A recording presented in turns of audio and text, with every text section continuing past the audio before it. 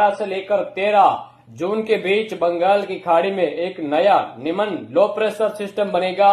ये आगे जाते हुए कहीं न कहीं मध्य भारत की तरफ आगे बढ़ेगा, जिसे 14 व 15 जून के दौरान पूर्वी राजस्थान, दक्षिणी राजस्थान कई इलाकों के लिए झमाझम मूसलाधार बरसात होगी।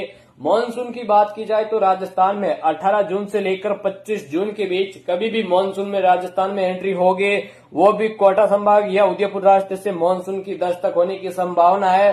तो मित्रों,